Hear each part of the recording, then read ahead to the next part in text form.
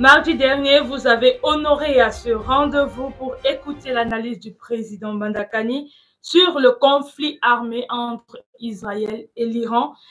Aujourd'hui encore, nous sommes là. Merci de nous rejoindre dans ce direct spécial sur l'évolution du conflit entre Iran et Israël. Et nous retrouvons ici et maintenant notre invité exclusif, le président du nouveau mouvement populaire, le président Bandakani. Président, bonsoir. Bonsoir, bon après-midi. Bonjour, en fonction du fuseau qui détermine le temps là où ceux qui nous suivent se trouvent. Je vous salue à vous tous, je salue l'équipe technique, je salue tous nos abonnés, nos internautes. Je suis à mon poste comme d'habitude. Merci, Président. Nous sommes très heureux d'être ce jour en face de vous pour l'analyse de l'évolution du conflit Israël-Iran au Moyen-Orient, autre côté du monde. Sur le plateau, je suis Charlotte Edjengele, accompagnée, comme pour la dernière émission, de M. Jules Constant Bouyamousso, à qui je vais présenter mes civilités. Bonsoir, Madame Charlotte Edjengele. C'est également un plaisir partagé, une fois de plus, d'être sur ce plateau avec vous. Et je profite aussi de l'occasion pour adresser un bonsoir au président national du nouveau mouvement populaire, homme politique, géopoliticien, analyste. Voilà quelques casquettes à travers lesquelles nous vous reconnaissons, président. Donc, merci, madame, de m'avoir présenté. Sans plus tarder, président Bandakani, nous suivons de près avec vous l'évolution du conflit au Moyen-Orient, celui-là qui oppose l'Iran et Israël. Nous allons rappeler à nos internautes qui nous suivent et qui ont commencé cette analyse-là avec vous pour depuis, je crois, une semaine, si ma mémoire est bonne, où nous scrutons l'information du côté de l'Iran et d'Israël. Et aujourd'hui, nous allons accorder un moment particulier à cet événement malheureux et majeur-là pour voir jusqu'à quel niveau nous sommes. Et avec vous, comme vous avez l'habitude de le faire, vous allez décrypter, analyser, enrichir davantage les dessous de cette crise qui a débuté par les frappes israéliennes en Iran. Monsieur le Président, nous entrons donc dans le vif du sujet. Mardi dernier, comme ma co-modératrice l'a annoncé, il y a une émission qui s'est tenue consacrée à l'Iran et à l'Israël, au conflit qui oppose ces deux pays du Moyen-Orient. Et avec vous, nous faisons le point. Monsieur le Président, juste après la dite émission, quelques jours après, les États-Unis, par le biais de leur président, M. Donald Trump, a annoncé avoir fait des frappes sur les sites nucléaires iraniens, notamment le site de Fordo, le site d'Ispahan et le site de Natanz. Et des réactions se sont suivies. Nous avons les réactions du directeur politique adjoint de la chaîne publique iranienne qui a dit que l'Iran avait pris le soin d'évacuer au préalable ces différents sites. Le matériel nucléaire, si on va parler comme ça, nous ne sommes pas des physiciens, le matériel nucléaire qui était dans ces différents sites a été déplacé. Également, nous avons sur une chaîne BBC News où l'ancien secrétaire d'État américain aux affaires politico-militaires, M. Mark Mead, s'est montré plus prudent sur ces déclarations de Donald Trump et il disait rien ne permet de penser qu'elles ont été détruites à jamais. Donc, Monsieur le Président, nous avons vu des réactions dichotomiques, si on va parler comme ça, sur cette question du nucléaire. Parce que jusqu'à preuve du contraire, aucune vidéo, aucune image, aucune preuve irréfutable de ce que ces sites nucléaires ont été complètement et totalement détruits, comme l'a annoncé le président Donald Trump, ont été avérés. Monsieur le Président, comment analysez-vous toutes ces réactions et que s'est-il passé selon vous? Non, je pense qu'une fois de plus, je répète, notre plateforme n'est pas un relais de fake news. Les plateformes numériques du NMP ne sont pas des lieux où on relève fake news. C'est parce que M. Trump, quelqu'un dont la santé mentale est sujette à caution. Donc pour vous, toutes ces informations qui ont été glanées jusqu'à là, ce sont des fake news. Je parle de Donald Trump. Je tente de dire que sa santé mentale est sujette à caution. Il vient de dire qu'il a bombardé les sites nucléaires. Vous venez de prendre ça ici. Ce sont des fake news. Mais pourtant, il y a des images qui Je dis circulent que ce sur sont les avions. Vous avez vu quelle En image? l'occurrence, Vous avez vu quelle image un avion GBU-57 qui a largué des bombes sur les sites nucléaires. C'est parce qu'on tourne un scénario dans une aire de la Maison Blanche. Scénario hollywoodien, on vous sert ça. Et vous êtes obligé de reprendre ça parce que les médias mainstream mettent de la puissance. Que ça devient. C'est un fake news. Et depuis qu'il a annoncé son fake news là, vous ne le voyez pas, même entre eux, ce ne sont que des contradictions qui s'en ont suivi. Même entre eux, si à la première annonce, ils ont fait bloc, comme une meute, c'est normal, c'est la meute. Mais quelques temps après, la meute a commencé à se contredire de l'intérieur.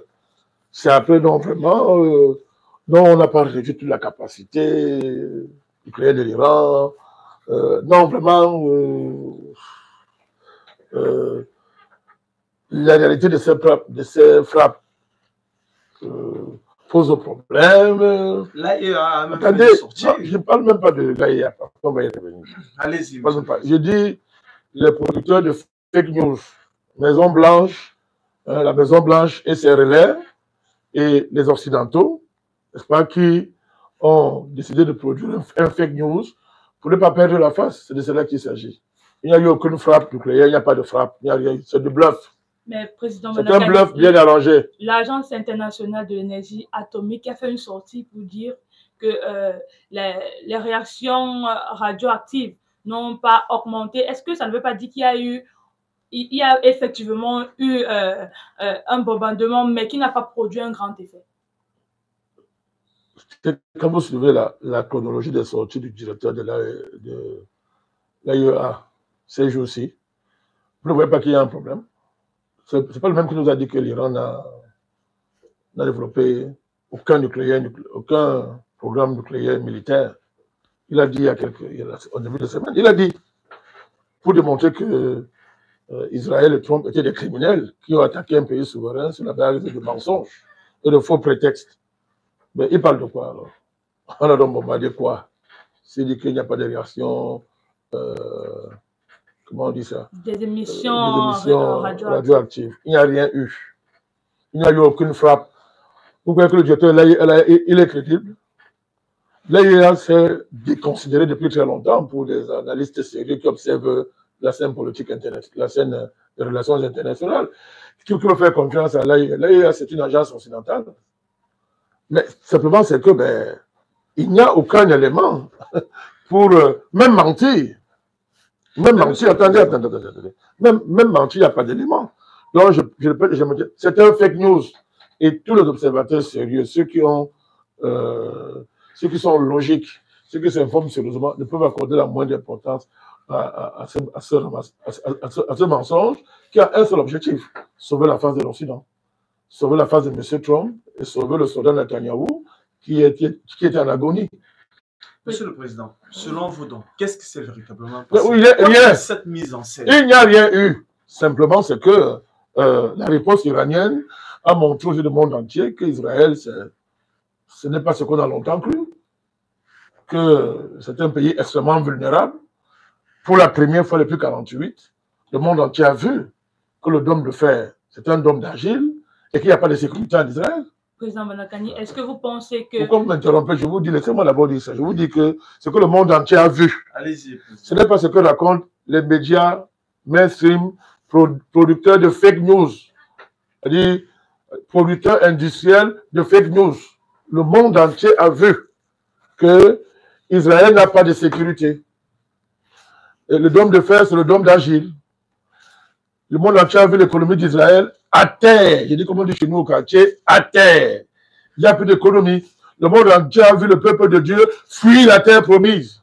Le peuple de Dieu fuit la terre promise que Dieu leur a donné cadeau. Ils ont fui et ils fuyaient par centaines, par milliers. Le monde entier a vu ça. Le monde entier a vu les soldats de l'armée de Tchad dire, nous ne voulons plus faire la guerre. Les désertions se font par centaines, bientôt même par milliers, les désertions de soldats. Donc, ce sont des paramètres, je ne parle même pas de la situation logistique d'Israël au plan militaire. les stocks qui sont épuisés, etc. Nous sommes au courant de tout ça. On est au courant de tout ça. Alors, donc, vous conjuguez à ça la situation intérieure de M. Trump, où son parti a explosé, où toute sa crédibilité politique s'est effondrée, et où son autorité en tant que président était quasiment en train de disparaître. Ça s'est traduit par les manifestations monstres dans les villes américaines pour dire, monsieur le fou, on t'a pas mis au pouvoir pour que tu aies fait la guerre, pour que tu aies soutenu un criminel, un bandit de grand chemin comme Netanyahou. Donc pour faire qu'on t'a élu. Donc la violence avec laquelle la majorité de son parti s'exprimait sur la question, cela s'est traduit d'abord par la démarche du vice-président, c'est clair.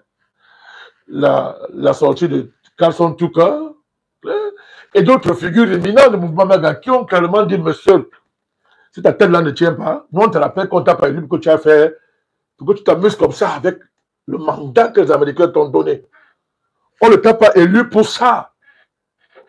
Donc il a senti qu'il était en train de mourir à l'intérieur des États-Unis. C'est tout cela conjugué qui l'a amené à monter un film hollywoodien, quelque part dans une aire du palais, j'ai frappé. Tu as frappé où? Où? Montrez-moi l'image. Tant que moi je ne vois pas l'image, je ne consomme pas les fake news. Ce n'est pas le président américain, ce n'est pas la cohorte occidentale des criminels qui me dit, qui ont enlevé ma logique d'analyse pour accompagner leurs fake news. On a vu Israël à terre. Voilà, ils n'ont pas Dieu. C'est ce qu'on a vu. Autre relance sur cette question. Non, est-ce que vous avez compris ça très bien? C'est ça le problème, c'est qu'Israël était à terre, c'est tout. Et si Israël est à terre, Donald Trump lui est à terre. Parce que c'est comment on dit ça? C'est le totem jumeau d'un système mondial en voie d'effondrement, l'Occident. La dernière figure totémique de l'Occident. Netanyahou d'un côté et le criminel sauvageon de Netanyahou. Donc, la défaite est là, sur bonne voie. Alors on veut fabriquer ça comme ça. On a essayé de sauver la face, c'est tout. C'est tout. La preuve, le cessez-le-feu autant vanté. Ça n'a même pas fait 2 secondes. Nous allons revenir voilà, dans le cadre de cette donc, tant que je n'ai pas vu les images dignes de ce nom, qui montrent ce qu'on a frappé, les sites nucléaires irakiens, moi je ne consomme pas les délires de M. Donald Trump. Président Mandakani, l'Iran a riposté contre les attaques des États-Unis sur ses bases nucléaires. Et à ça, ils ont attaqué les bases militaires américaines au Qatar et dans le nord de Bagdad en Iran, en Irak, autant pour moi. Est-ce que ce n'est pas l'une des preuves que vous cherchez pour savoir que véritablement, il y a eu des attaques américaines sur le sol iranien? Ça fait partie du film. Sauf que ce n'est pas la faute de l'Iran, si on me le dit que bon.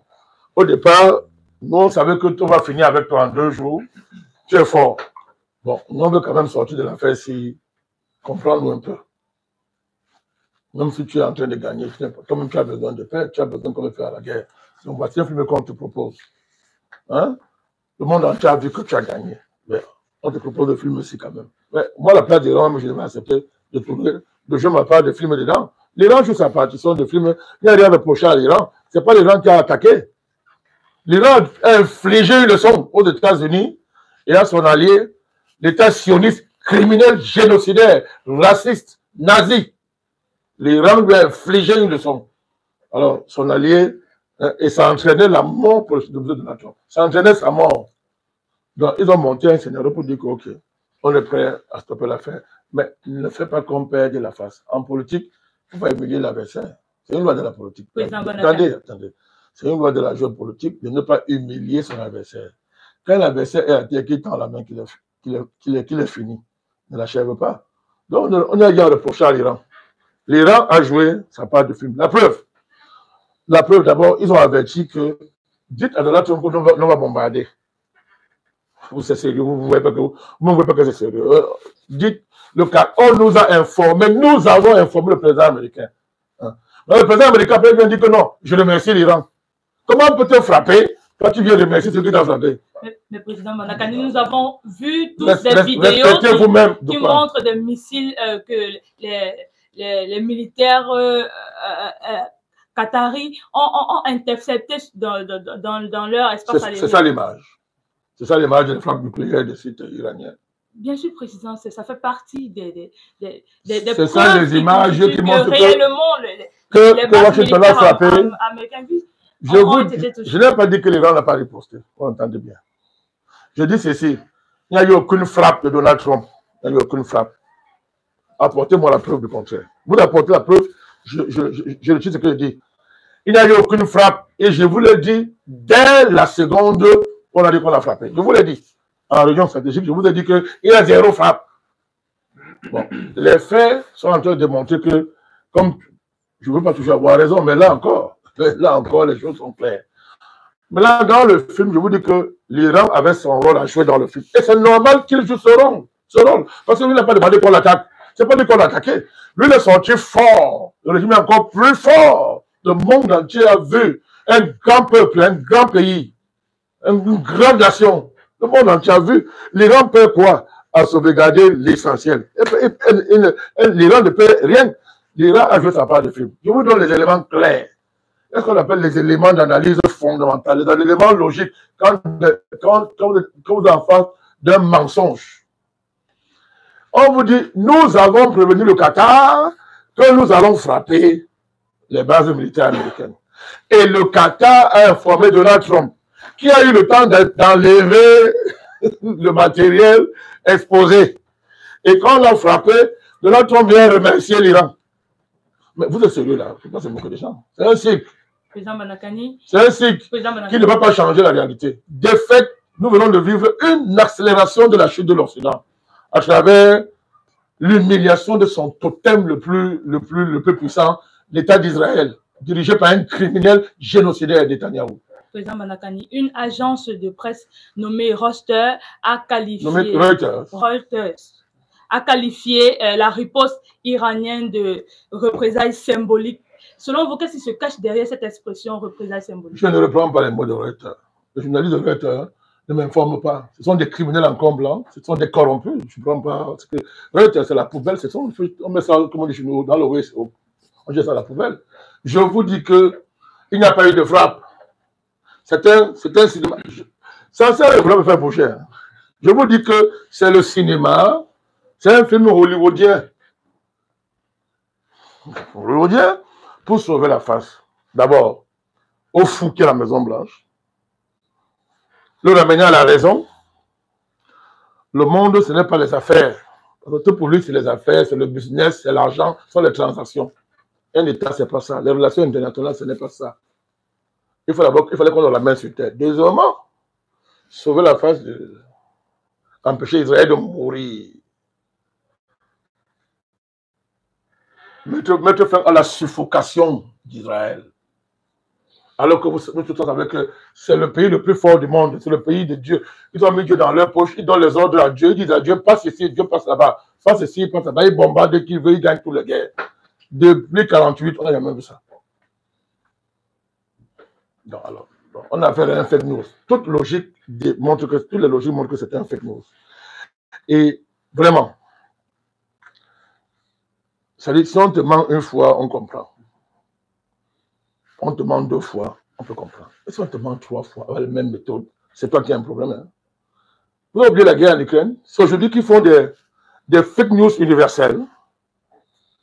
Hein? Une internationale du mensonge. Un empire du mensonge, comme dit Poutine. Le mensonge globalisé, à travers une synchronisation médiatique. Parce que tout ça sont les mêmes réseaux.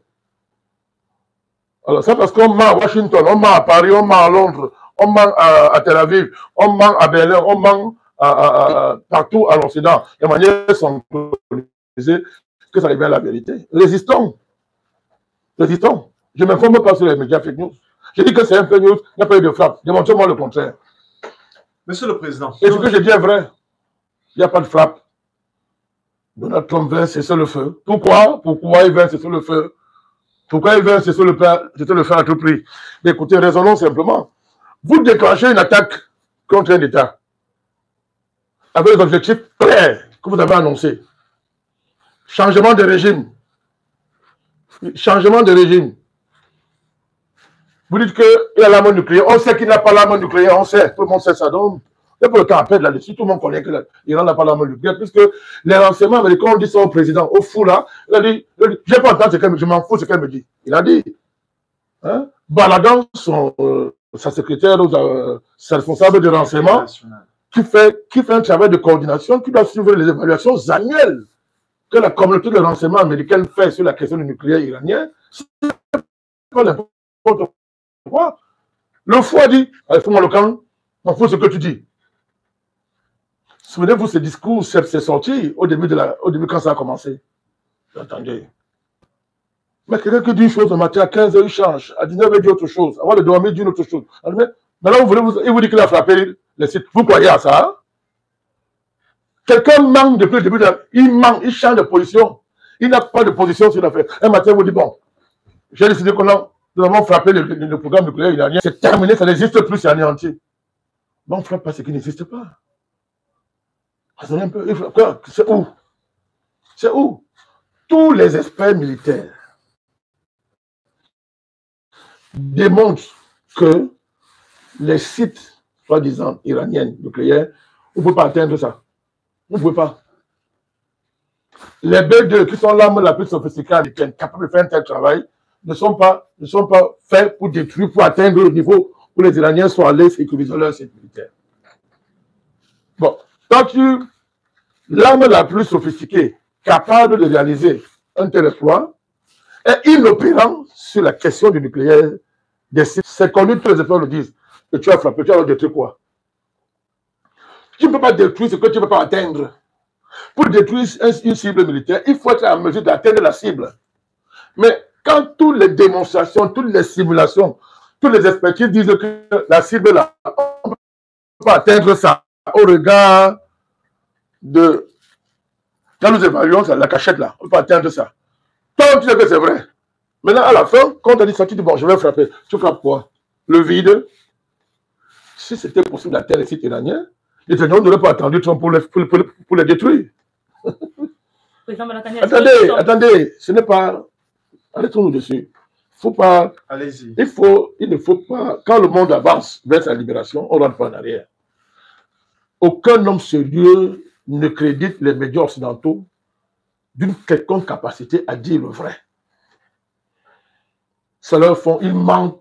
C'est parce qu'on ment bien que ce n'est pas le mensonge. Si un mensonge est bien élaboré, ça reste le mensonge. Ils mentent bien, tu es d'accord, mais ce sont des menteurs. Ils mentent. Ça fait combien depuis 15 ans, on dit que l'Iran a l'arme nucléaire. On dit que c'est le mois-ci, le mois de décembre-ci, l'Iran vient d'acquérir. Décembre passe.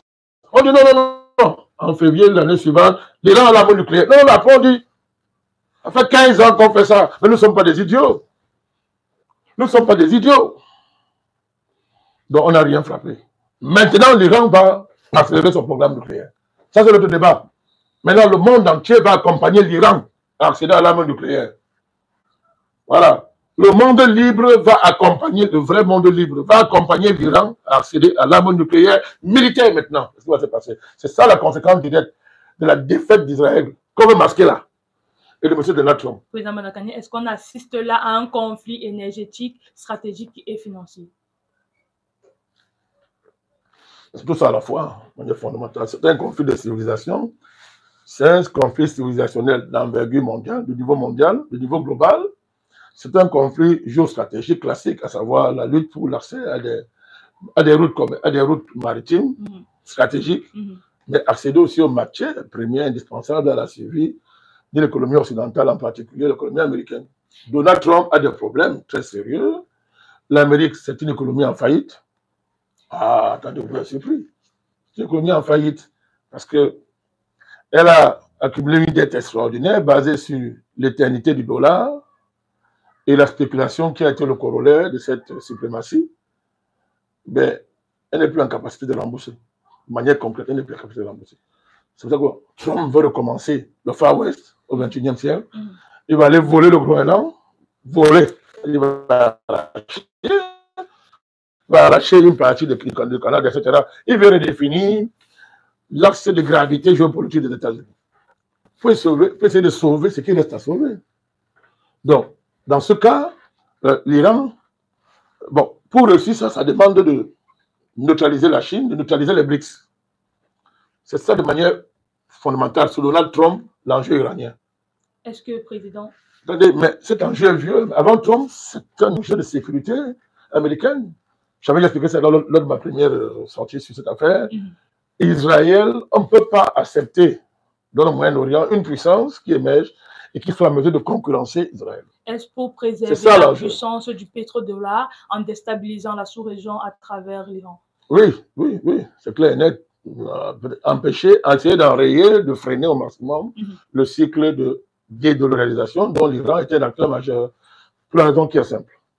Des gens ont sanctionné, je sais pas si vous savez que l'Iran est sous sanction internationale depuis les années 79. Il faut quand même rappeler ça aux gens. C'est un pays, on l'a sanctionné très durement, jusqu'à lui priver d'accès aux médicaments essentiels. Est-ce que vous le savez?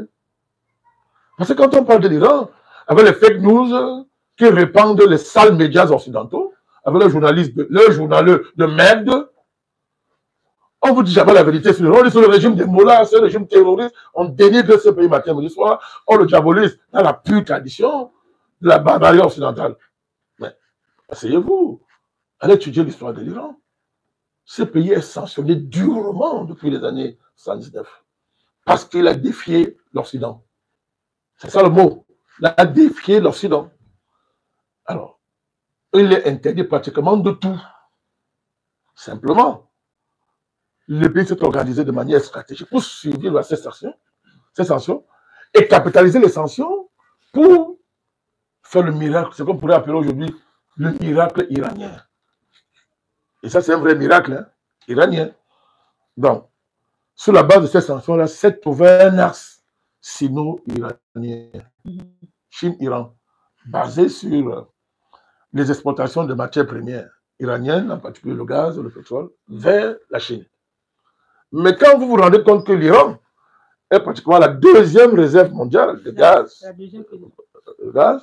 mais c'est immense, Madame Djengele. Alors, quand tout volume de transactions financières et commerciales n'est pas sous le contrôle du dollar, il renforce plutôt, entre guillemets, l'émergence de devises rivales. Mais l'enjeu est vital pour M. Donald Trump. L'enjeu est vital pour les États-Unis.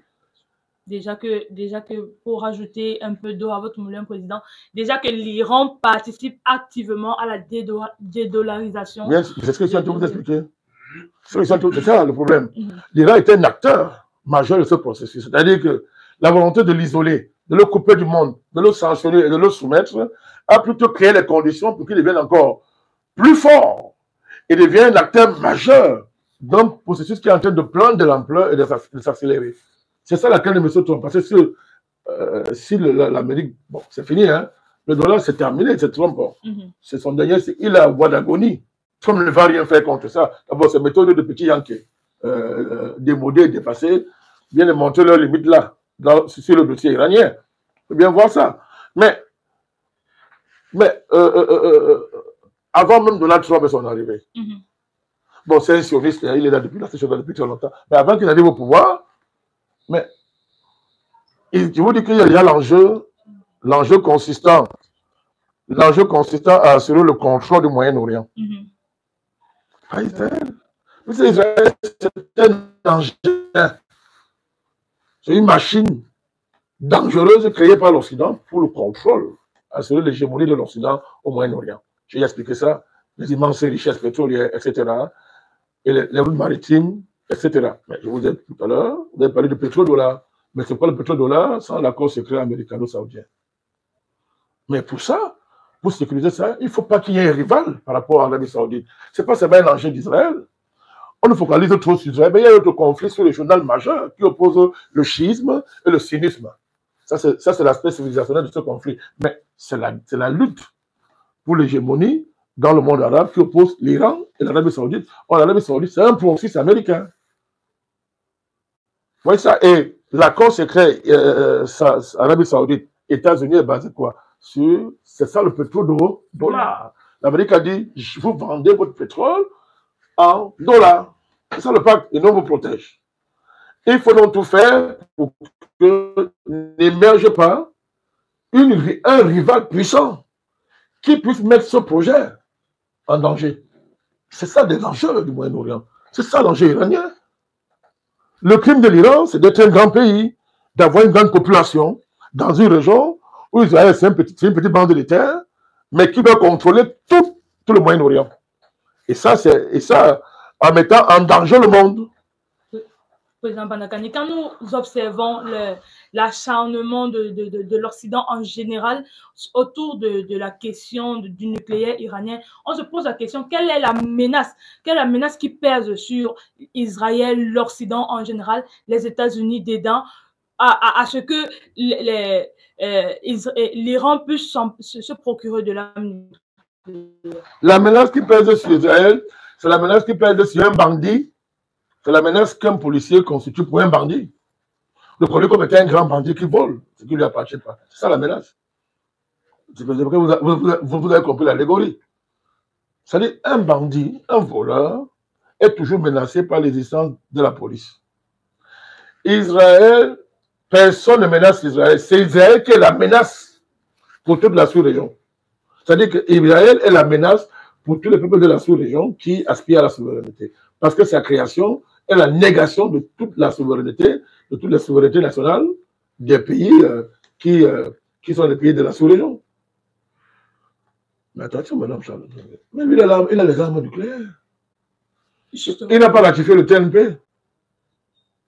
Il n'a jamais inspecté les sites nucléaires d'Israël. On est dans quel monde? De quoi est-ce qu'on parle là? On est dans quel monde? On est dans quel monde? On n'a jamais inspecté les sites d'Israël, nucléaires d'Israël. Alors donc, de quelle menace parle-t-on?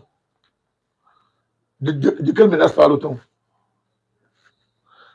Ne vous intoxiquez pas avec les saletés des médias mainstream, les récits mensongers des globalistes et des soutiens d'Israël. C'est Israël la menace, pas seulement pour la sous-région, mais pour le monde entier. Israël met en mal la sécurité internationale. Israël est un danger pour la sécurité internationale. Ça, maintenant, c'est établi. Ce n'est plus une affaire. Il ne faut pas renverser les rôles. L'Iran se défend. C'est l'axe de la résistance. On est d'accord avec ça.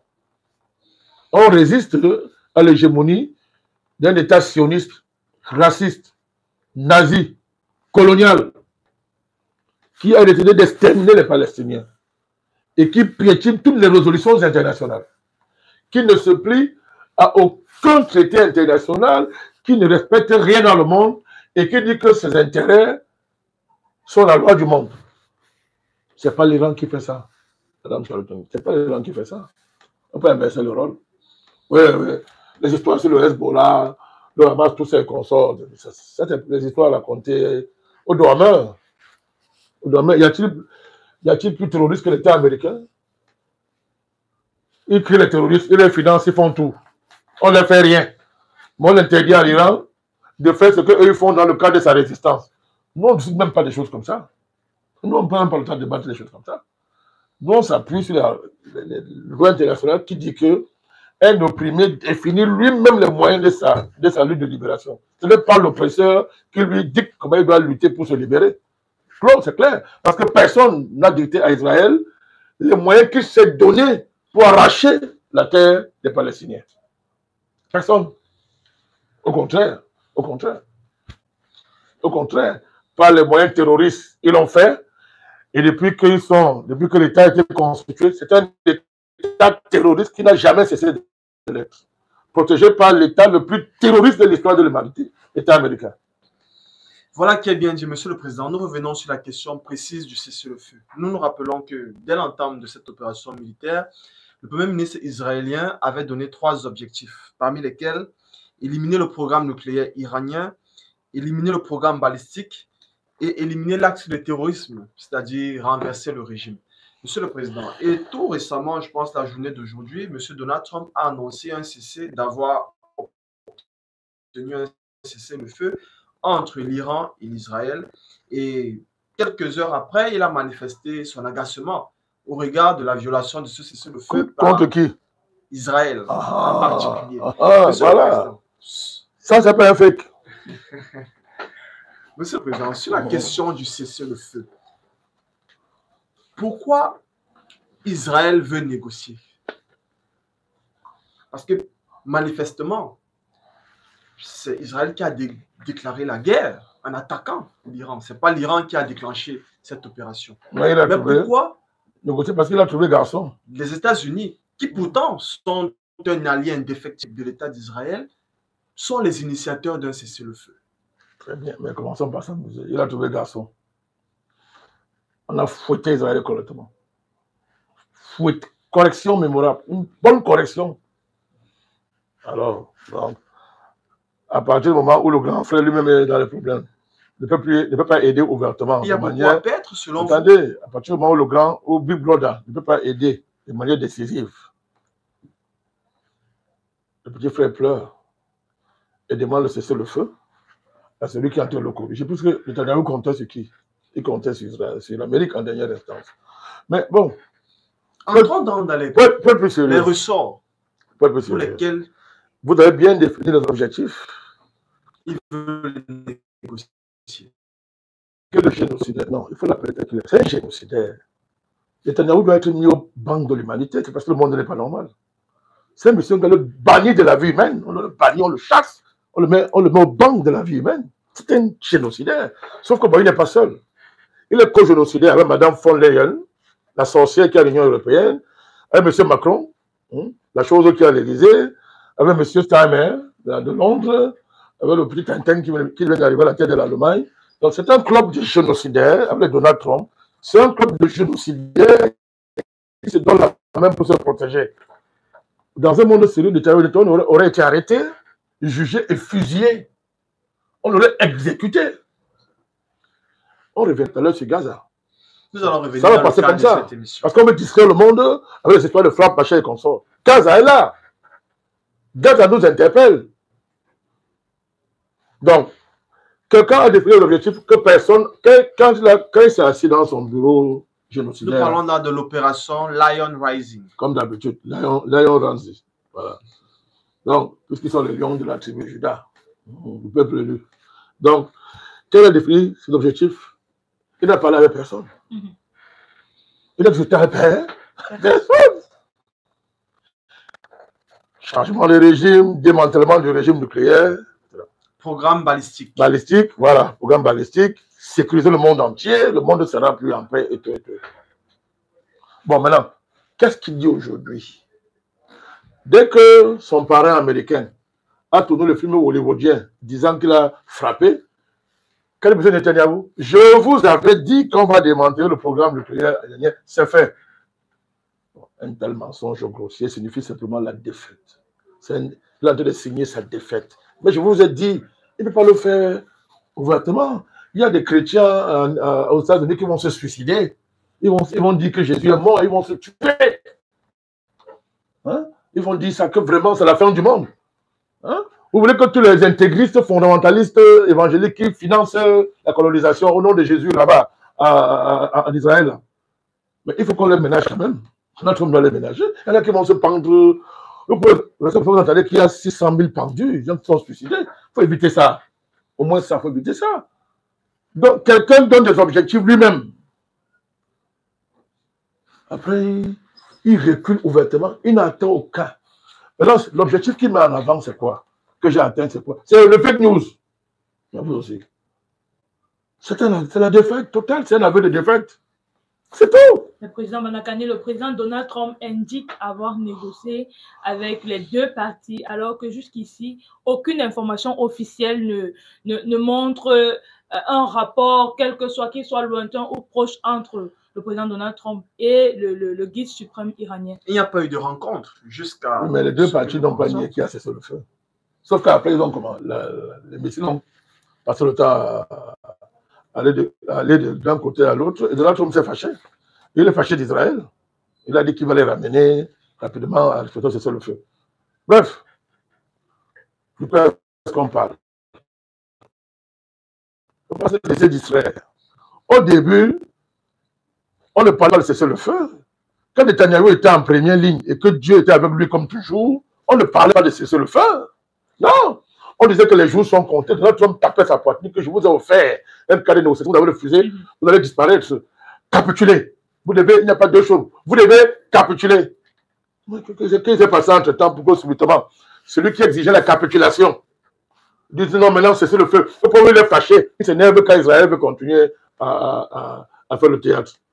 Mais on veut empêcher une réalité devant le monde qui est gros. Elle est grosse. Israël n'est rien. C'est tout. Ils ne sont pas le peuple de Dieu. C'est tout. Le mythe est tombé. Et si on frappe le totem de l'Occident, l'Occident est terminé. C'est ça qu'on veut cacher au peuple du monde. En voulant sauver une image, en voulant sauvegarder l'essentiel. Non, l'Occident pas encore crier, mais surtout, c'est là où j'insiste, c'est pour ça que nous, on intervient à cette affaire. Parce que quand ils vont finir de fuir l'Iran, ils vont se tourner vers les Africains.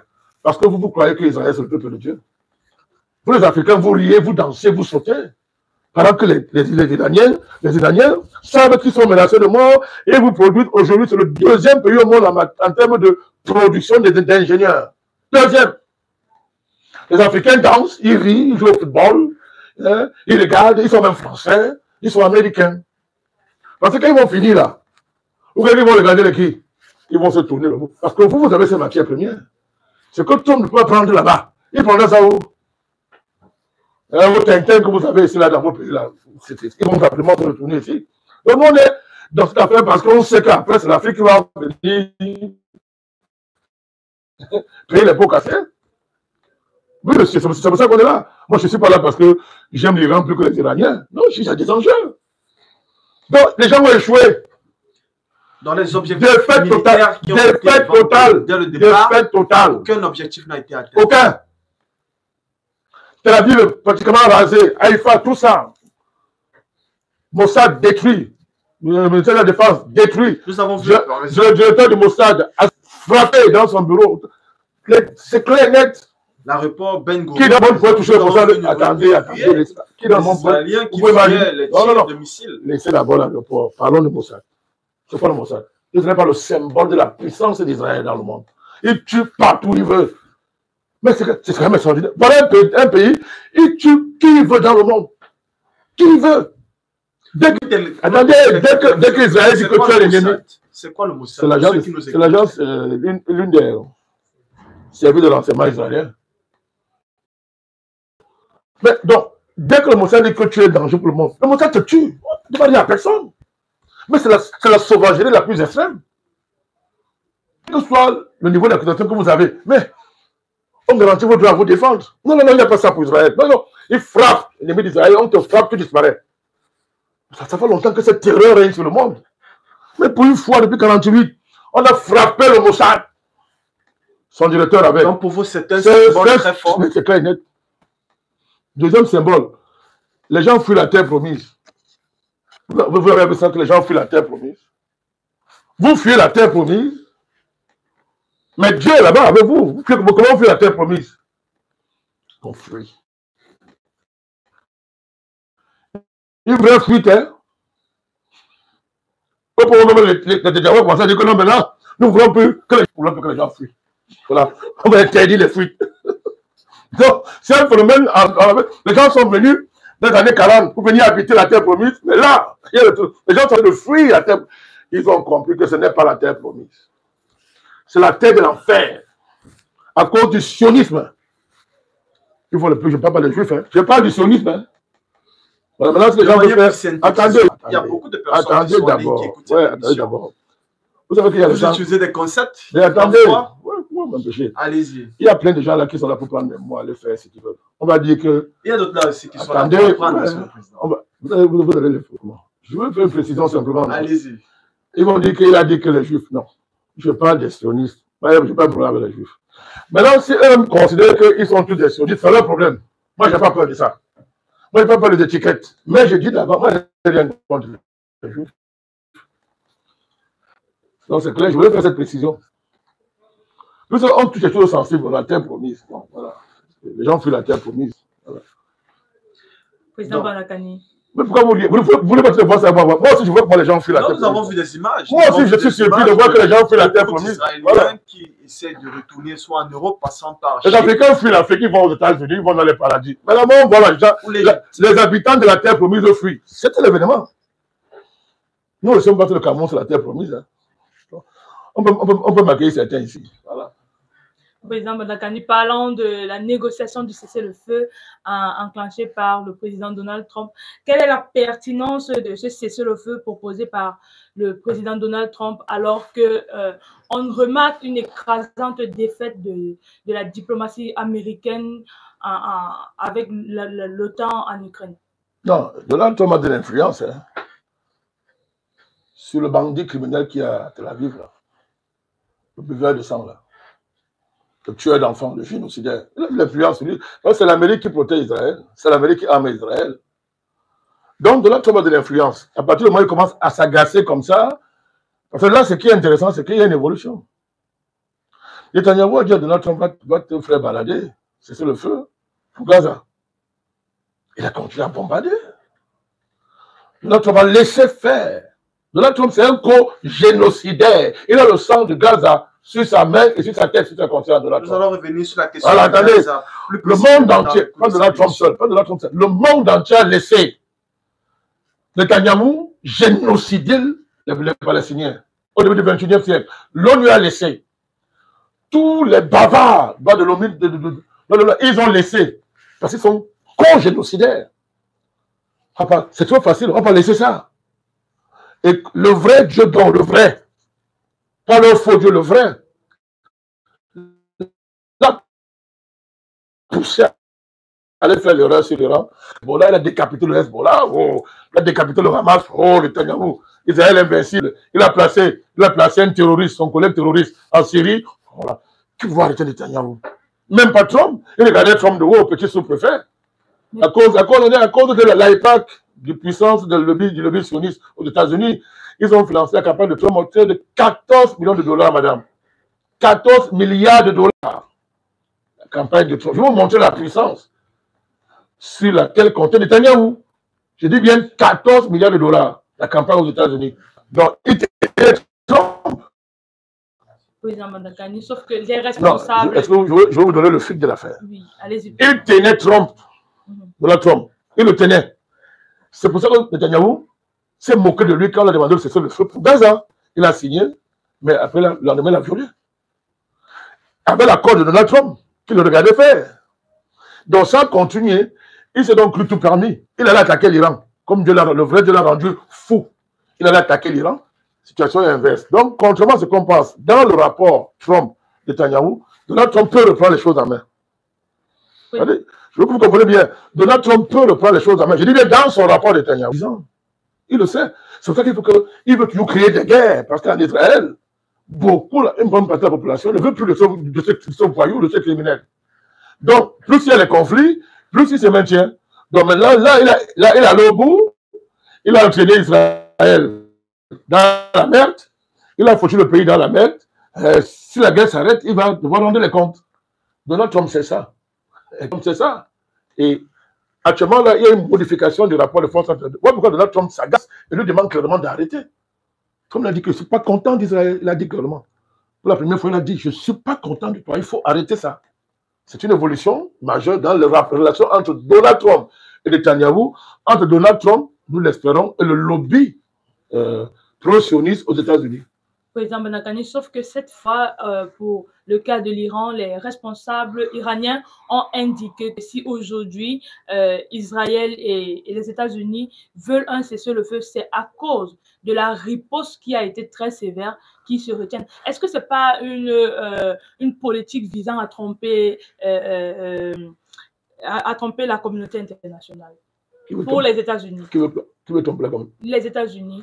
Parce que quand vous parlez... C'est la communauté internationale. Au sens large, c'est-à-dire la majeure partie des États qui constituent le monde. Mais on a vu que sur le dossier, même s'ils ont voulu masquer le fait qu'il y a des contradictions, malgré l'effort qu'ils ont fait, on voit bien qu'ils ne parlaient pas de même voix. Depuis quand maintenant... Nous allons revenir sur les contradictions qui existent même au sein de cette alliance que constitue la communauté internationale. Vous n'avez pas observé que les médias mainstream de l'État profond ont commencé à faire comme si Trump était leur ami?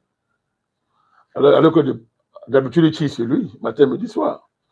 Mais ça masque des contradictions fortes entre eux, mais sauf que, comme je vous ai dit, ils savent faire la meute. Ils savent faire front. Donald Trump trompait la communauté internationale, laquelle? L'Amérique est le patron de l'Occident. que les Occidentaux aiment Trump ou pas, je parle des États, hein. Je parle des États, Donald Trump est de facto le patron de l'Occident. Donc, ils vont toujours le suivre. Ils vont brailler. À la fin, les Occidentaux suivent toujours les Américains. Poutine dit qu'ils sont des vassaux, c'est le bon mot, ils sont des vassaux.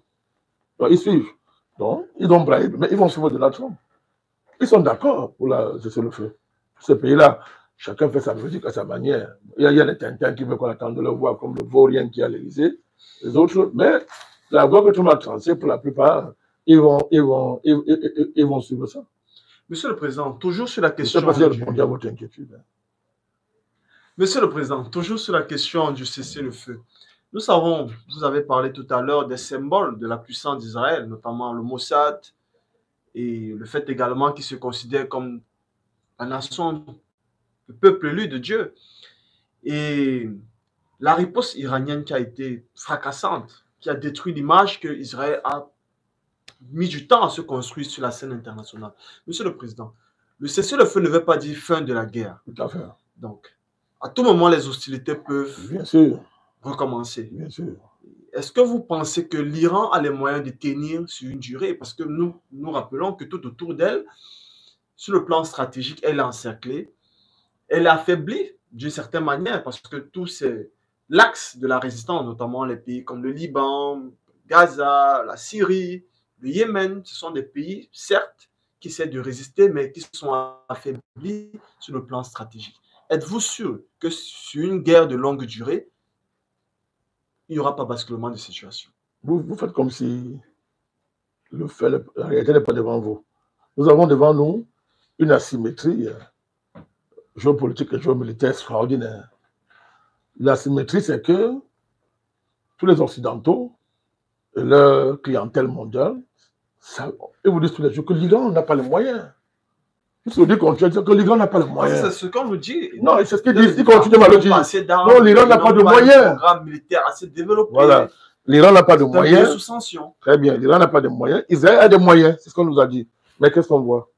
Celui qui n'a pas de moyens a frotté correctement celui qui a les moyens. Ça veut dire quoi? On est dans l'asymétrie. Dans un angle asymétrique, on regarde celui qui progresse. On ne regarde pas celui qui est le plus fort. Celui qui progresse, c'est l'Iran. Celui qui a montré que je suis le vainqueur de l'affaire. Parce qu'au départ, on a vendu ma peau très cher en présupposant qu'Israël, surmilitarisé, surtechnologisé, allait faire de l'Iran une bouchée. Donc, c'est pas ce qui s'est passé. On a vu le contraire. C'est le faible, présumé comme tel, qui a démontré qu'il était fort. Dans une dignité et un héroïsme qui a impressionné le monde entier. L'événement de ce début du XXIe siècle, c'est ce qu'on vient de voir là. C'est ce que l'Iran a montré au monde là. Deuxième chose, vous parlez de quel pays? Tous les pays là, je vais vous dire la vérité, tous les pays arabes là étaient pour Israël. C'est un autre événement majeur de l'affaire. Pour Israël. Je dis que tous les pays arabes là. La Ligue arabe, qui est une organisation. La Ligue quoi? La Ligue arabe, qui est une organisation qui regroupe tous les pays, notamment du Moyen-Orient, mais qui ne se sont pas prononcés dans le cadre de ce. Vous essayez. Nous voulons comprendre, Monsieur le Président. Je voulais donc que tous les pays arabes là étaient pour. L'Arabie Saoudite, tous ces pays-là, ils attendaient en secret qu'Israël redescende rapidement. Tout allait danser. Donc, ils ont des problèmes. Je ne parle pas des peuples arabes, hein. Je parle des dirigeants de ces pays-là. Attention. Je ne parle pas du peuple arabe. Le peuple arabe, lui, on connaît, sa position est constante et claire. Ils sont anti-sionistes, ils sont pour la souveraineté de leur pays. Et les peuples arabes luttent contre l'hégémonie d'Israël, c'est-à-dire l'hégémonie occidentale blanche, voilà, dans la sous-région. Il faut appeler Chacha, dans la sous-région. Mais les dirigeants arabes, là, tous étaient d'accord. Oui. En dehors des mots, tous s'apprêtaient à célébrer la défaite de l'Iran, la chute du régime qu'il honnisse tant. Donc, l'Iran a gagné sans le secours réel des États arabes-là. Les États la donnent. Donc, il n'a pas de problème. Sauf qu'ils ont des problèmes. Alors,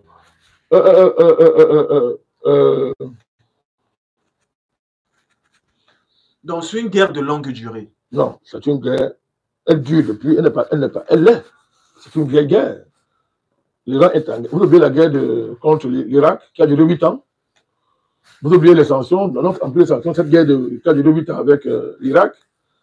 Et là, vous allez voir le double jeu des Occidentaux. Les Occidentaux ont toujours été en Iran, il y a des histoires. Ils ont toujours voulu contrôler l'Iran. Les Russes ont toujours voulu contrôler l'Iran. Donc, il ne faut pas que ça va commencer aujourd'hui. Ils bavardent là. D'abord, quand on parle du programme nucléaire iranien, qui est à l'origine? Qui est à l'origine? C'est Washington. Bien évidemment, parce que dès le départ... Oui, donc, allez donc savoir pourquoi Washington voulait donner à l'Iran un programme nucléaire militaire. Allez savoir pourquoi. Donc, il ne faut pas que les gens jouent avec le monde comme ça, ils s'amusent, ils jouent. Donc, aujourd'hui, c'est la fin d'un cycle. La fin, elle est là. On ne peut rien faire pour empêcher ça. La fin du cycle, elle est là. C'est la fin de l'Occident. Mais l'opposition n'est pas à son terme. Mais il est très avancé. Il est très avancé. Et tous ceux qui sont les proxys de l'Occident, ben, tant pis pour eux. Donc, l'Iran a redessiné. Vous savez, on avait enterré l'axe de la résistance très tôt. J'ai appelé ça dans une de mes thèses l'irrationalité de la puissance. Vous vous souvenez? Bien sûr.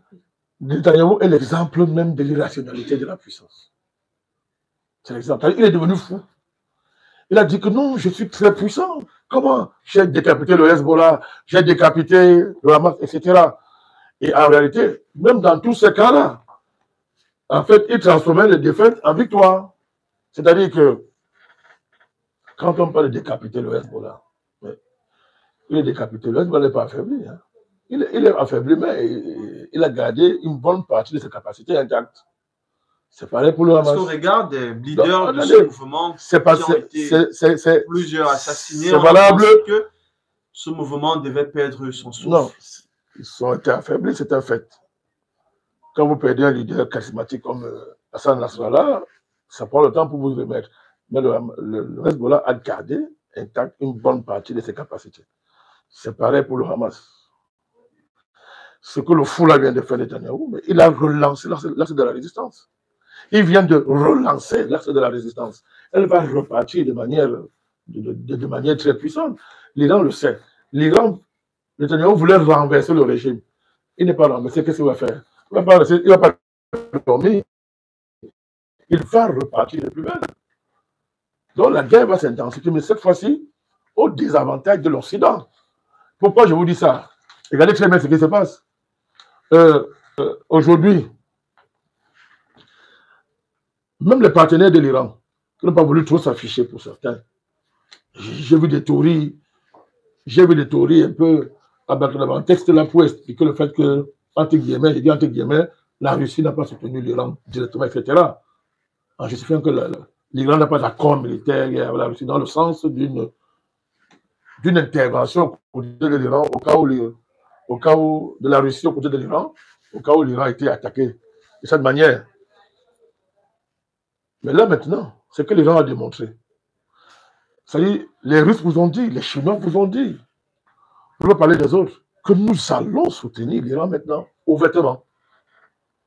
Donc, en voulant détruire les BRICS, Israël et M. Trump ont renforcé les BRICS.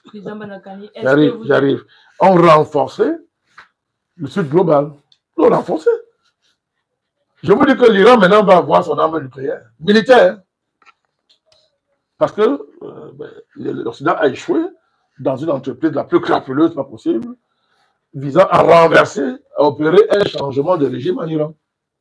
Et maintenant, tous le disent, hein, que le régime sort plus renforcé. C'est l'Occident qui le dit maintenant. Bon, comme nous ne sommes pas occidentaux, qu'est-ce que... Non. Il faut reprendre, n'est-ce pas, en termes d'analyse, ce qu'ils disent là, au niveau le plus exponentiel. L'axe de la résistance est relancé, de fait, de facto, par l'échec d'Israël et l'échec de M. Donald Trump. Président Manakani, vous avez indiqué tout à l'heure que le conflit avance et ça sera à l'avantage de l'Iran. Vous avez encore il y a un instant indiqué les liens qu'il y a entre l'État islamique d'Iran et la Russie en termes d'accords. Est-ce que... Et la Chine aussi. Surtout la Chine. Avec la Russie, ils ont des accords militaires, certes, mais bon, pas au niveau où la Russie peut entrer en guerre aux côtés de l'Iran au cas où. Un peu comme ce qui s'est passé en Syrie. Est-ce que vous êtes d'avis de ce que la paix en Iran serait une victoire pour l'Eurasie? Bon, la question eurasiatique, on peut qualifier ça comme étant un problème géopolitique russe, pas pour la Russie. Nous parlons des affaires du monde dans leur ensemble. Parlons de la situation globale du monde. L'Eurasie, oui, sera renforcée. De facto, oui, elle est renforcée. Parce que vous avez indiqué... L'Eurasie, de fait, est renforcée. C'est un axe déjà que les sanctions imbéciles de l'Occident, parce qu'ils sont fous de sanctions. Quand ils ne sanctionnent pas, ils ne dorment pas. Et à force de sanctionner, vous tuez la sanction. Donc, l'Occident, dans ces sanctions imbéciles, a favorisé, a consolidé l'Eurasie. C'est la dynamique des échanges, de la coopération stratégique qui lie la Russie, la Chine et l'Iran. L'axe, il est clair. Donc, vous n'avez pas tort de parler d'Eurasie à ce niveau-là. Mais l'enjeu est plus que l'Eurasie. Parce que quand tous les pays du monde entier regardent cette affaire, les Africains regardent ça.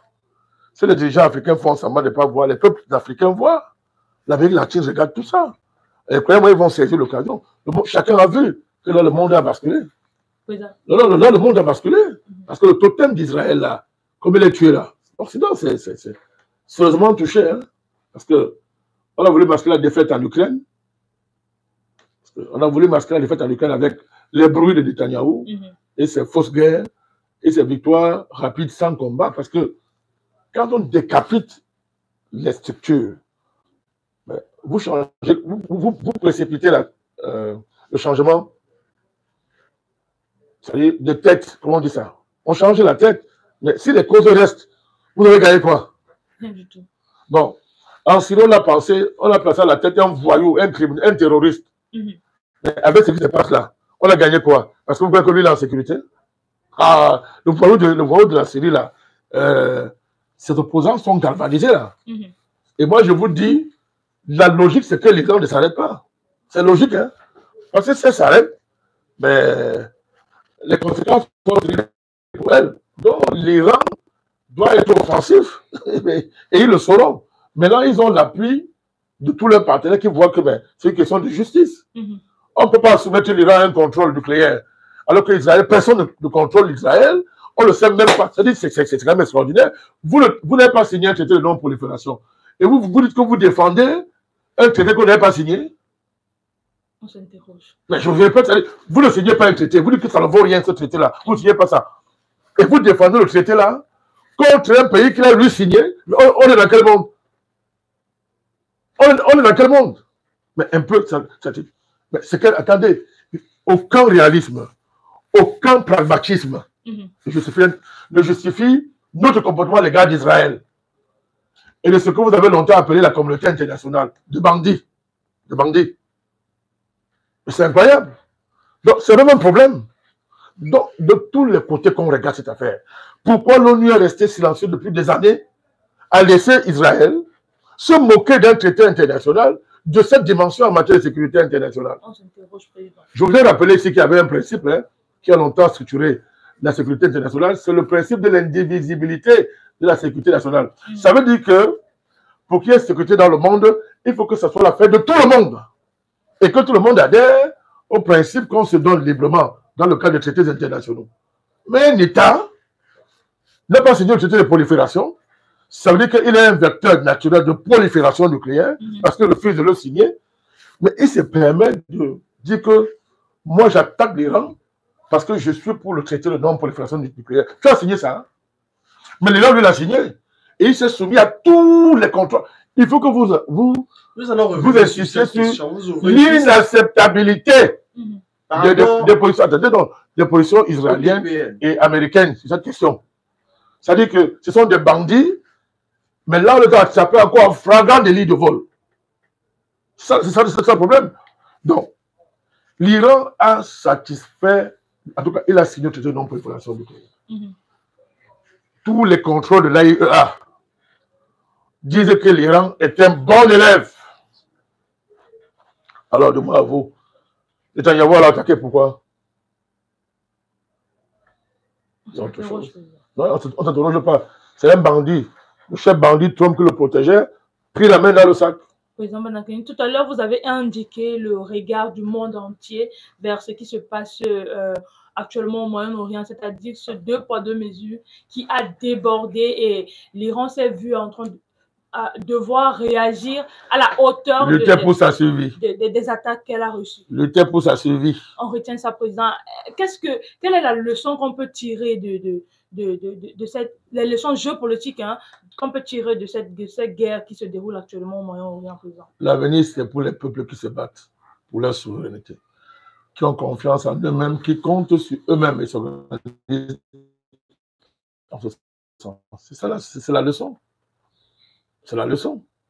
Deuxièmement, vous commencez à les leçons, on va tirer toutes les leçons. Deuxièmement, on a la fin d'un ordre hégémonique qui refuse de mourir, mais qui est déjà mort. L'hégémonie, l'ordre, le cycle occidental s'est terminé. Ils peuvent se battre comme ils veulent, mais ce sont des cadavres. C'est un cadavre ambulant.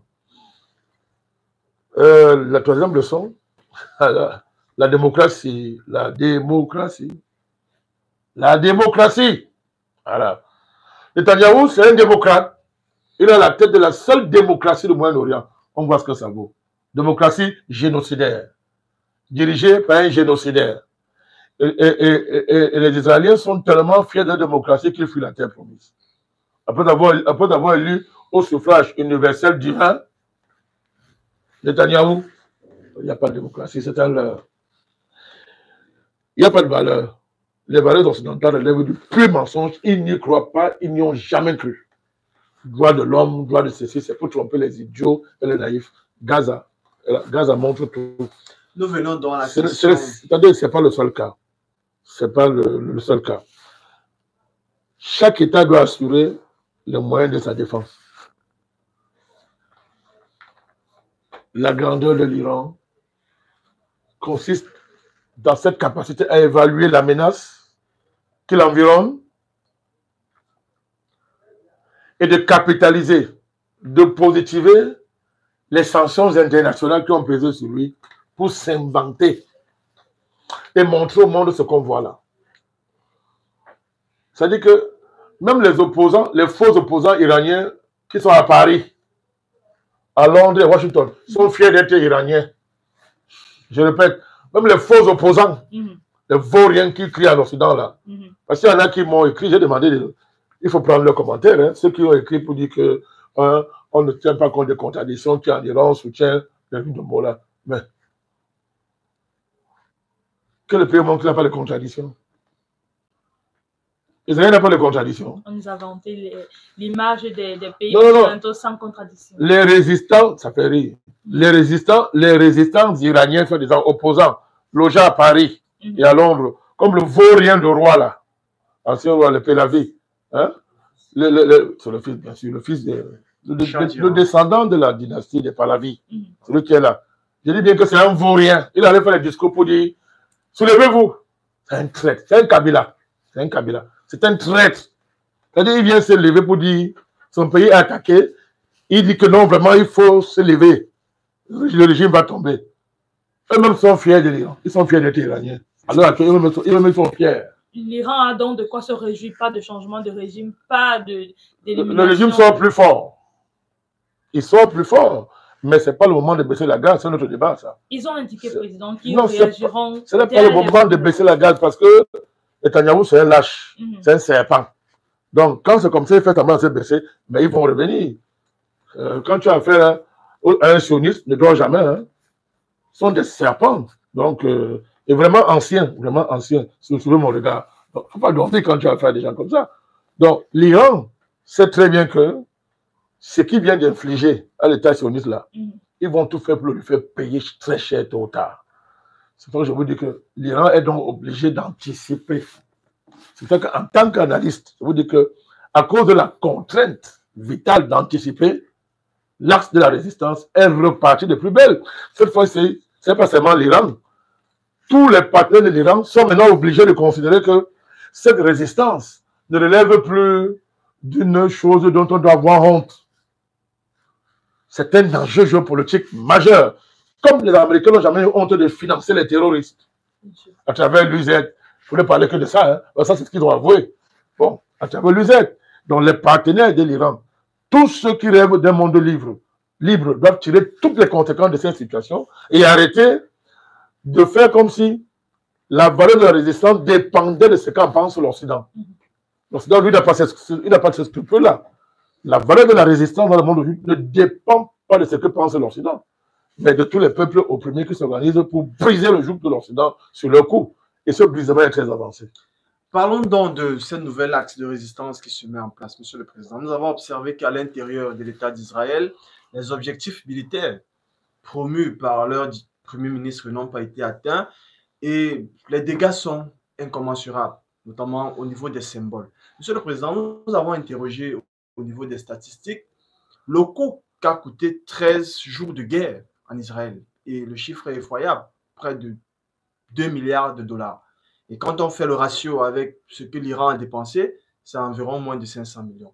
Monsieur le Président, quand on regarde au niveau de la situation, c'est-à-dire la recomposition géostratégique qui se met en place, du fait de la riposte iranienne, est-ce que vous êtes confiant pour la situation de Gaza?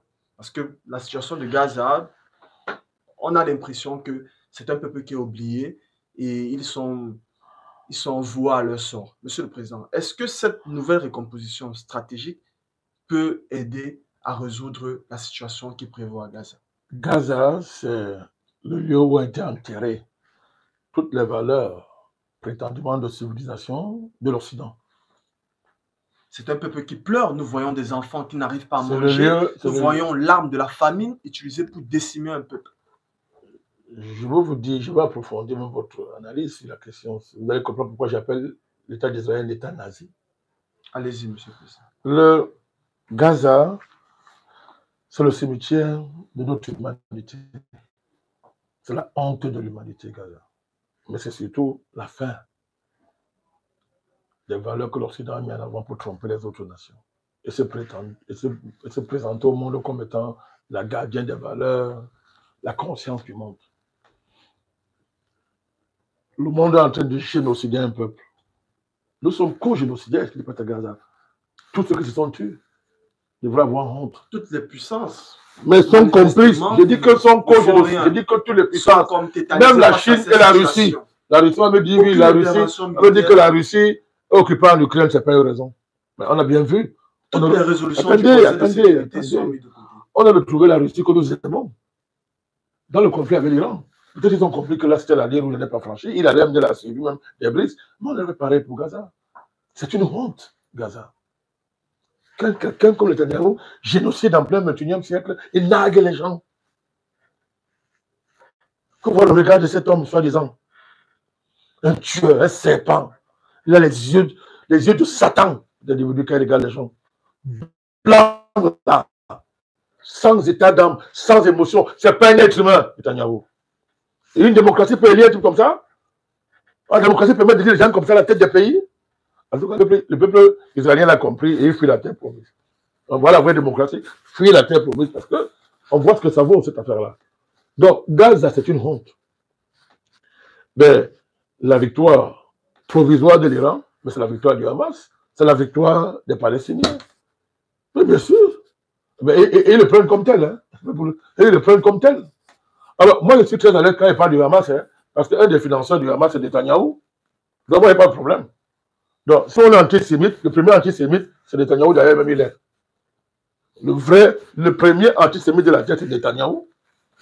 C'est connu, hein. C'est connu. Est-ce que vous savez que tous les noms des dirigeants israéliens sont des faux noms? Ce sont des faux noms. Pourquoi ils cachent leur vrai nom? Parce qu'ils sont antisémites. J'accuse les dirigeants israéliens d'être antisémites. Les Macron sont les antisémites. Les Ursula von der Leyen sont les antisémites parce qu'ils créent un cercle de ghetto pour prendre en otage le peuple juif et le sioniser. Et c'est un vieux processus. La sionisation du peuple juif, c'est un vieux processus. Il faut avoir le courage de le dire. Allez voir le vrai nom. Tous ces gens ont des faux noms. Vous ne pouvez pas même un peuple lui faire subir ce que Netanyahou a lui faire subir là. Donc ce sont les vrais antisémites. Donald Trump, c'est un antisémite.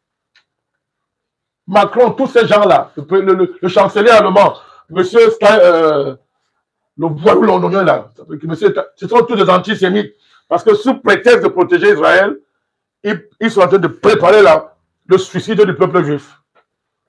Espérons que les juifs, enfin, vont le comprendre et se démarquer du sionisme. Donc, c'est de cela qu'il s'agit. Et Gaza le montre. Beaucoup de survivants de l'Holocauste, aujourd'hui, ils ont dit clairement qu'ils étaient pro-iraniens. Vous vous rendez compte? Je dis des survivants de l'Holocauste. Ils disent que nous sommes pro-iraniens, nous sommes pro-palestiniens. Ils en ont marre. Ils en ont marre. Vous savez dans quoi vivent les Palestiniens depuis des décennies? Ils n'ont pas accès à l'eau potable. Toute l'eau souillée, Israël les canalise vers les territoires palestiniens. Je dis l'eau souillée. Les Palestiniens ont accès à l'eau, c'est-à-dire c'est du rationnement. Israël décide quelle quantité d'eau un Palestinien peut boire. Pareil pour l'électricité. L'État d'Israël organise avec les colons la destruction de la fertilité des sols que les Palestiniens sont censés cultiver pour manger. Non, je veux que vous compreniez à quel niveau on a systématisé la destruction du peuple palestinien. Et si dans ce monde-ci, on peut appeler un pareil peuple, le peuple de Dieu, nous sommes malades, il y a un truc qui va dans nos têtes. Voilà ce que les Palestiniens vivent. Et ça, le monde entier le sait. Donald Trump le sait. Les dirigeants occidentaux le savent. Ils ferment la bouche. Ce sont des nazis. Tu es dans ta maison comme ça, les soldats entrent. À toi le matin, on vous réveille. On abat ton enfant devant toi. Ils cassent tout dans la maison. Ils sont en exercice, ils sont en formation, envoyés par leur hiérarchie. Ils se tournent comme ça, ils viennent comme ça, ils ramassent les Palestiniens, on met dans le corps. Des soldats israéliens. Bien sûr, on la met dans le corps, on les connaît quelque part, et c'est le tir au pigeon. Des jeunes hommes militaires, ils tirent. On est en train de les endurcir, on les forme. Il y en a qui refusent, mais ceux qui acceptent, on les fait la promotion. C'est quel pays ça? C'est quoi ça? Ça dure combien d'années, les Palestiniens? Même les souris vivent mieux que les Palestiniens. C'est qu'elle a fait ça. Et on appelle ce régime démocratie. Allez donc, vous voulez quelle preuve que voilà leur démocratie? Vous voulez quelle preuve? Les dirigeants occidentaux sont des criminels, sont des assassins. Devant eux, les dirigeants africains sont des yords, sont des apprentis, ils ne savent même rien, ils ne savent même pas être violents. Voilà la systématisation, la sophistication de la violence au niveau le plus élevé. Et ces gens vous disent qu'ils dénoncent le nazisme. C'est ce qu'ils font. On peut dénoncer un régime et reprendre ses méthodes. Et moi, je vous dis, des survivants de l'Holocauste vous disent que nous faisons pire aux Palestiniens que ce qu'il nous a fait. C'est eux qui le disent. Donc, c'est un problème. C'est un problème pour notre humanité, ce qu'on laisse faire là-bas à Gaza.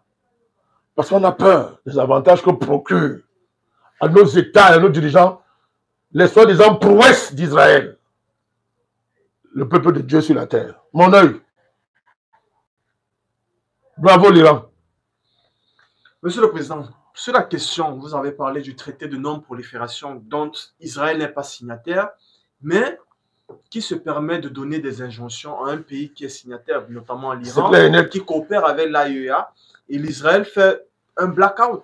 Personne ne connaît ni les programmes militaires, ni les programmes balistiques, ni son programme pratiquement de sécurité. Personne n'a des informations sur ça. Comment comprendre donc... Personne contrôle Dieu. Tout ce que Dieu fait, a priori, est bon. Israël, c'est Dieu. Donc, les dirigeants d'Israël le disent. Hein. Et on dit que lui, l'Israël, c'est l'état moral. Est-ce que... Attendez, ça, ce que ça veut dire? Il y a des choses comme ça qu'on laisse passer. Mais c'est ça qu'on met dans notre tête. Et ça produit ce qu'on entrevoit à Gaza et dans le monde. Il dit que c'est un état moral. Quelqu'un même qui est l'incarnation de l'immoralité. Il dit que Israël, c'est un état moral. Donc, Israël est la conscience du monde.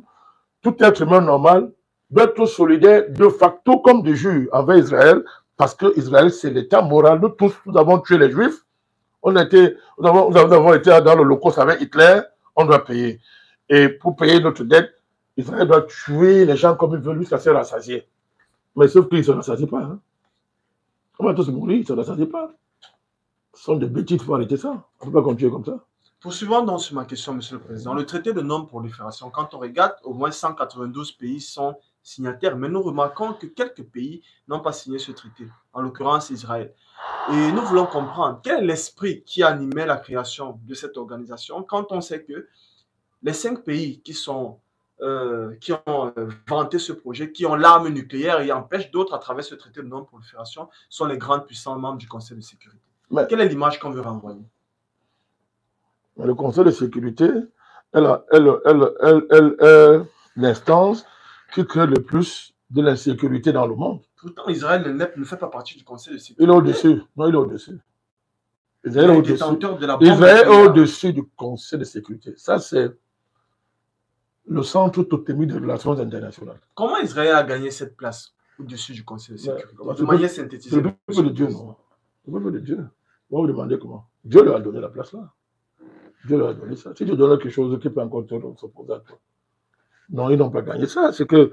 Nous voulons comprendre. Parce que toutes les c'est le processus. C'est un processus. Pour sanctionner ce pays, aucune. C'est profond ce que vous demandez. Il faut falloir convoquer les dimensions eschatologiques. Il faut convoquer comment le droit international, les relations internationales ont été façonnées depuis l'Empire romain, en passant par d'autres empires qui ont succédé à l'Empire romain, et comment tout ça s'est éclaté en États-nations en Europe, sous l'influence de l'Église catholique, sous l'influence des jésuites, et l'avènement de la finance internationale. On sait aujourd'hui d'où vient la finance internationale, à la faveur des dogmatismes bibliques catholiques. On a diabolisé l'intérêt, on a diabolisé à un certain niveau l'accumulation de l'argent, mais de manière dogmatique. Hein. Ça a profité, n'est-ce pas, aux Juifs qui, eux, sur la base de la Torah, plutôt célébraient ces choses-là. La Torah, en courant, il faut lire ça, hein, Deutéronome, etc. Ça valorise l'intérêt, ça valorise... Là où on dit on ne veut pas d'usure, là-bas on encourage l'usure, avec tout ce qu'il y a comme intérêt, etc. C'est comme ça, j'ai schématisé, mais c'est ça. C'est comme ça que la puissance financière s'est constituée dans les mains de quelques familles qui, bizarrement, sont sionistes par essence. Les Rothschild, ne pas citer les autres. C'est comme ça qu'ils ont organisé des guerres à leur avantage. Ils les ont arrêtés à leur avantage. Ils ont accumulé une richesse. C'est-à-dire qu'on ne peut même pas définir. Il n'y a que Dieu qui va arrêter ça. Leur richesse qui dit la terre, ça touche le ciel. Ils sont tellement riches. Et ils vous fabriquent des faux milliardaires comme les Bill Gates, les Elon Musk, pour tromper les idiots. C'est un pantin dans leur main. Ce sont des familles, elles sont riches. Elles sont elles qui ont créé Israël. Mais dans le cadre de la maturation de leur domination sur les relations internationales qu'ils ont façonnées, la plupart des organisations internationales, c'est leur œuvre. Ce sont leurs œuvres. Ils ont façonné ce système-là. Non, ils ont eu ce génie maléfique, mais ils l'ont eu. Ils ont façonné l'ordre international. Ils ont créé des États particuliers comme la Suisse. Hein? Aujourd'hui, les gens ouvrent les yeux. La Suisse appartient au Rothschild, c'est leur maison carrément. Mais on vous dit que c'est un État. Il est neutre. Hein? La neutralité russe pour tromper les gens. La neutralité des Suisses pour tromper les gens. Neutralité purement financière et bancaire. Mais la Suisse est la capitale des organisations internationales. Vous vous rendez compte? Washington, Colombie, c'est un État dans l'État américain, est-ce que vous le savez? C'est un État dans l'État américain de qui sont les patrons? De qui sont les patrons des marchés financiers? De Wall Street et consorts. Donc, l'État d'Israël, en tant qu'État, ne vous fiez pas à la petitesse de son territoire. Même en attendant l'aboutissement du grand Eretz dans le grand Israël, c'est le rêve de Netanyahu. Mais l'État d'Israël, c'est un petit État sur le plan territorial, mais c'est le plus grand État du monde, du point de vue de la puissance de ses lobbies et de la puissance, n'est-ce pas, des familles financières qui se reconnaissent dans le sionisme. C'est le problème d'Israël. Et ils ont infiltré tous les États, ils ont infiltré l'État américain. C'est ça la fédérale, l'indépendance de la Fed, qui est un État dans l'État. La Fed, au-dessus de l'État. Mais que le Dieu est mort, pourquoi? On sort aujourd'hui pleinement parce qu'ils voulaient suivre. Ils disaient non. Je ne peux pas laisser que vous ayez accès à l'arme nucléaire. Il a dit, mais c'est pour ça qu'on l'a tué. Et tous ceux qui l'ont tué, il n'y a jamais eu d'enquête jusqu'à aujourd'hui. Trump a fait semblant il a déclassifié les archives, mais ça c'est le théâtre. Pour mieux couvrir, lui, son propre sionisme avec Netanyahu. son business. Donc, c'est pour ça que l'État d'Israël est au-dessus de l'ONU qui a financé le peuple. L'ONU, c'est qui? Les qui ont financé l'acquisition du siège onusien, les qui ont donné le terrain, sont ces familles-là. Donc Netanyahou est fort. D'ailleurs, il y a des interviews de Netanyahou plus jeunes. Il dit que non, le Sénat américain, c'est dans nos mains. Il dit que le Sénat, le Congrès américain, ça nous appartient. On a dit ça ouvertement. C'est là, vous allez trouver ça. Donc, il faut donc réfléchir seulement et comprendre la dynamique qu'il y a autour de l'État d'Israël et ses répercussions au niveau mondial. C'est pour ça que les États ont peur d'Israël. Les gouvernements ont peur d'Israël. Les chefs d'État préfèrent entrer dans le lobby sioniste et croire que non, là on est protégé. C'est la peur. Donc, ce que les gens viennent de faire est libérateur au niveau. Parce que ça aide à vaincre la peur. Il n'est pas question de sanctifier l'Iran. Non. Il n'est pas question de faire de l'Iran un nouveau Dieu. Non, pas du tout. Mais dans le temps, c'est là, grâce à leur courage et à leur résistance, là où beaucoup se sont couchés, il faut saluer l'Iran parce que sa victoire provisoire sur l'État sioniste et son parrain américain est une fenêtre d'ouverture sur le monde qui est extraordinaire. Il faut agrandir ça pour libérer les nations du joug d'Israël et du sionisme. Et certainement, chaque État devra tirer la fenêtre pour l'agrandir, président. Dans les perspectives du monde multipolaire. Ils sont en train de s'ouvrir. Non, pas le monde multipolaire seulement. Le monde s'ouvre. Le monde multipolaire veut dire qu'il faut que aussi l'Afrique soit un pôle qui parle fort. Le multipolarisme, ce n'est pas seulement que bon. Comme nous luttons ensemble contre l'Occident, nous, on va tenir vos mains pour vous conduire quelque part. Non. Le monde multipolaire, c'est que l'Afrique émerge comme puissance géopolitique. Monsieur le Président, parlons donc de lien qu'on peut faire avec l'Afrique, parce que nous avons essayé de voir quelques réactions. Nous ne voyons pas les officiels africains qui prennent position sur ce conflit. Nous ne voyons pas les instances africaines prendre position sur ce conflit. Mais pourtant, Israël veut être membre, par exemple, de l'Union africaine. Israël a beaucoup d'organisations financières qui sont établies en Afrique. Mais les Africains pensent que ce conflit concerne juste les Iraniens et les Africains. Comment comprendre cette aliénation? La plupart de nos élites sont sous la coupole du sionisme mondial. La plupart de nos élites, en commençant par nos élites religieuses et spirituelles, et particulièrement celles chrétiennes, sont sous l'influence du sionisme international. Ça n'a pas raison.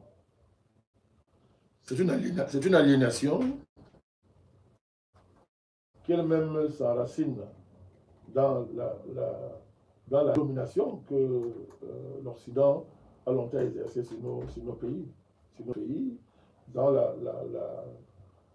l'hégémonie que l'Occident a longtemps exercée sur nos pays. Mais dans cette hégémonie, il y a beaucoup de servitude volontaire. Beaucoup d'Africains sont contents d'être esclaves de l'Occident, sont contents d'être esclaves, sont fascinés par Israël, sont fascinés par ses prouesses.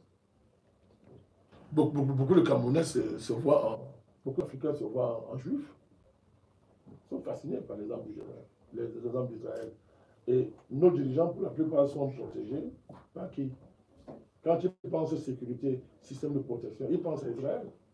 Or, le mythe là est tombé. Il est tombé depuis d'abord le 7 octobre 2023. Et maintenant, avec ce que l'Iran vient de montrer, le mythe là est tombé. Vous savez, la défaite dans le procès, c'est tout d'abord dans la tête. Et là, ce que les gens voient, ça va débloquer les mentalités et ça va diminuer la peur qui inspirait la violence sioniste. Monsieur le Président, nous sommes pratiquement à la fin de cette émission. Nous voulions faire le point de la situation qui prévaut entre Israël et l'Iran au niveau du cessez-le-feu, au niveau de l'évolution du conflit, et que vous apportiez votre analyse. En termes de fin, quel est votre mot? C'est une grande évolution. C'est une très grande évolution dans les perspectives géopolitiques mondiales qui s'ouvrent. Vous savez, l'un des objectifs que nous nous fixons en tant que panafricanistes, c'est de débloquer les horizons mondiaux. Parce qu'en débloquant les horizons du monde, nous débloquons les horizons africains. C'est pour ça que certains sont souvent surpris de voir comment nous nous impliquons fortement sur des dossiers qui paraissent lointains des problèmes quotidiens des Africains. Ce qui est faux. Parce que, vous savez, dans l'affaire de l'Iran, ce que les Africains ne savent pas, c'est que l'accès à l'eau potable, à l'électricité, la capacité à construire des routes, des infrastructures, les écoles, se joue dans ce conflit. Les gens ne le savent pas. Parce qu'à travers, qui sont les financiers internationaux? Parlons du FMI, de la Banque mondiale. Ils ont été longtemps sous le contrôle de qui? Qui a façonné cette architecture financière internationale? Donc, les gens me font souvent rire quand je vois les réactions des gens. Donc, ce jour-là, c'est la bataille pour la véritable démocratisation des relations internationales. Cheval de bataille, notre cheval de bataille depuis 15 ans. Véritable démocratisation des relations internationales, c'est la condition sine qua non d'une véritable démocratisation des États. Donc, il n'y a donc pas la démocratie référentielle l'Occident. On n'est pas démocrate quand on génocide avec des malades mentaux comme Netanyahou. On n'est pas en démocratie quand le monde est gouverné par la dictature internationale que tout le monde voit. Donc, on voit bien que, en fait, le monde a besoin d'une vraie démocratie. En démocratisant les relations internationales, en débloquant les horizons internationaux, nous créons les conditions favorables à une véritable démocratie à l'intérieur. Parce que sinon, elle est truquée, puisque les mêmes réseaux démocratisent, mais en faussant les données réelles du problème. Je voulais terminer en saluant l'avant-gardisme du NMP sur ces dossiers. On a été longtemps à l'avant-garde de ces dossiers-là. Et une fois de plus, on a été extrêmement dynamique dans le suivi de cette crise par la grande implication qui a été la nôtre pour accompagner ça, pour apporter un regard africain, mais global sur ces phénomènes-là. Donc, nous allons continuer à faire ce travail. Voilà qui est bien dit. Nous vous disons merci, Monsieur le Président, d'avoir encore disposé de votre temps. Nous connaissons votre agenda très, très chargé pour répondre à nos questions dans le cadre de ce direct concernant la situation qui prévaut entre Israël et l'Iran. C'est pour nous également l'occasion de dire merci à toute l'équipe qui a permis la préparation de cette émission, de dire merci à tous nos internautes, tous ceux-là qui se sont penchés sur cette émission. Nous disons vraiment merci. Ils étaient tellement nombreux dans les plateformes. Et nous vous appelons, pour ceux-là qui ne sont pas encore, à s'abonner pour avoir les formations en continu dans nos plateformes. Monsieur le Président, nous vous disons merci une fois de plus. Je dis merci à Madame Medjengele qui m'a accompagné dans le cadre de cette émission. Et à nous revoir en direct pour une nouvelle édition sur les plateformes NMP officielles. Je vous en prie. À bientôt. À bientôt.